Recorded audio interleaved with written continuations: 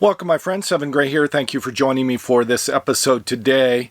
This video is an ongoing series of videos that I'm doing on passive income for nomads. So if you're a nomad, you're living full-time traveling, whether that's internationally or in a van, an RV or something like that in the United States, such as I'm doing right now. This video might be something for you to consider for coming up with passive income. Today's topic, I want to talk about financing investment rental properties.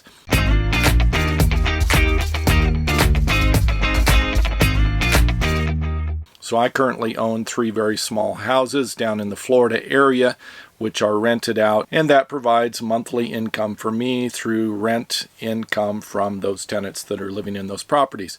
So I want to talk about how I financed those properties, how I came up with the money for it.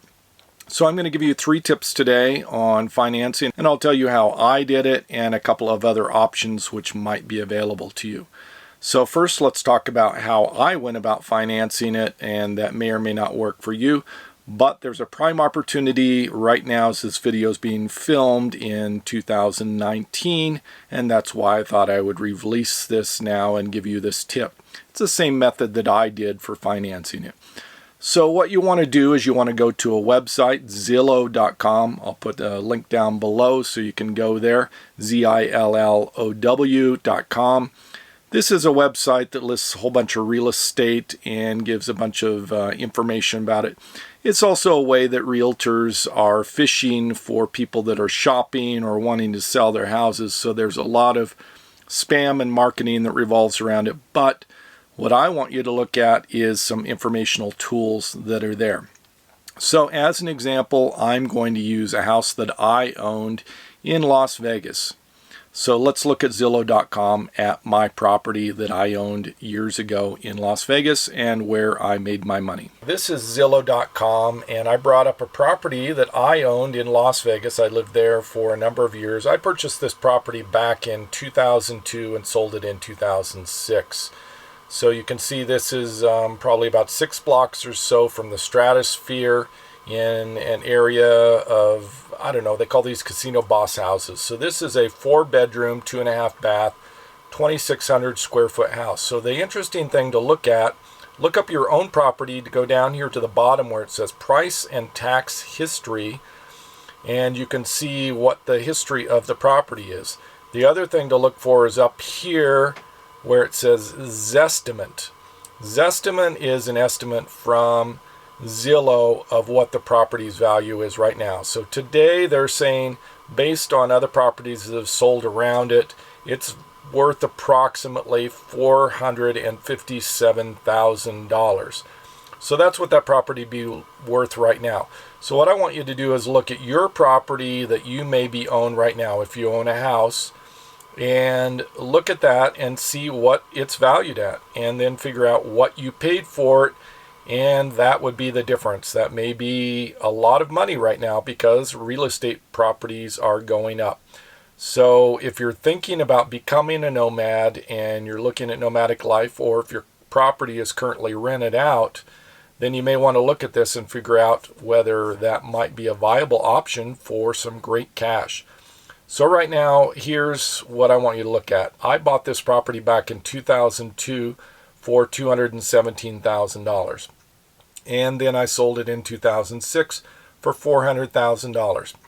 Now during that time, during that 4 or 5 years that I owned this house, I put $17,000 into paying off the mortgage.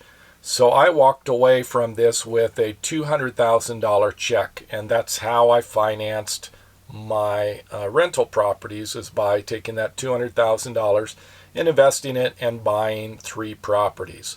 So that's my tip, is to look at Zillow.com and see what your current property value of your house is. If it's $50,000, $100,000 more than what you paid for it, then you could sell your property right now and take all that money. Now, of course, that brings up all these questions. Where am I going to live? What am I going to do? I can't afford to buy another house if I sell my house. My recommendation would be buy a van, something like that, or get a room with a friend, or rent an apartment. If you do the math, after 1 year or 2 years or 3 years, you've got a lot of money that's going to be in the bank. And then what you want to do is wait for this bubble that we're experiencing right now to pop, for a decline in real estate property values, and then you go buy cheap rental properties like I did. So I waited till 2014 before I purchased my properties. So I sold in 2006, held on to that cash basically until 2014, bought 2 properties, bought another property in 2015. So what you want to do is take all this cash that you make during the bubble, hold on to it, live in a van, live with a roommate, with a friend, live in an apartment, and then wait for the property values to drop down and everything to crash. And then you go take all this cash that you're holding on to, and then you buy your rental properties. So that's tip number 1, and that's how I did it. Now, let's say you can't do that. You're not going to wait for a collapse in the economy, or you don't own a property right now. You don't own a house, nothing like that. And maybe your finances are very limited. So what do you do in this instance? Well, all of the real estate investment guides will say to either get credit cards or find a friend, and you start out with something as simple as a mobile home. You can buy mobile homes $6,000 to $10,000, and then you can rent these out depending on where you are in the country for $300, $500, $600 per month. The repairs on these are going to be much higher, and you do have lot fees. So the profit per year or per month is going to be lower than some of the other options out there. But this gives you an option, a way to get a foot in the door and start generating at least $100 or $200 a month coming in, and you can pay off those loans or those credit cards with the income that you have coming in off of the rental property. So you do one of those for a year or 2 years, and then get it paid down enough and buy a second one, and maybe you get to where you have 3 or 4 mobile homes, and then at some point you sell all of those, cash out, and buy 1 or 2 very small rental property houses. So anyway, that's another method. That's method number 2. Method number 3 is the traditional method of going out and financing and getting a traditional mortgage.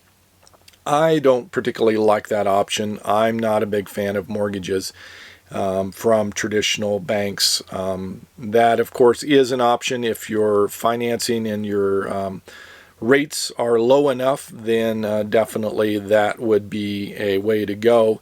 And if you're comparing, say, rates of a credit card and interest rates there versus a traditional mortgage, then it may make sense. The downside with traditional mortgages, if you go with a 30-year loan, is that each month during the first several years that you're paying, 95% of what you're paying is interest. Almost nothing is going towards the actual principal, the actual amount of the loan. So the price that you are paying for a $100,000 house is actually about triple. It's about $300,000 if you're to pay it over 30 years. So I would not recommend going that route if you're planning on paying something off over 30 years, because the interest that it's front loaded like that is not really a great way to go. Again, credit cards are not exactly a wonderful method either, because you're looking at very high interest rates, 18, 19, 20% interest. So you will need to look at all those equations and figure out the math and what works best for you. I do recommend joining real estate groups. If you're in a van or an RV group and traveling, you can look on meetup.com and find real estate groups in most cities and go to these meetups. You usually get to go to 1 or 2 for free before they start wanting to have you pay for membership fees. But these are some great ways to make some connections, and there's all sorts of online tutorials and videos similar to the one that you're watching now that can help you and assist you in figuring out how to finance and go about something like this. Anyway, I hope you found this video helpful and you gained a little bit of insight and information on what you can do for your real estate investment financing. Thank you so much for watching. Savor the moment, and I'll see you in a future video.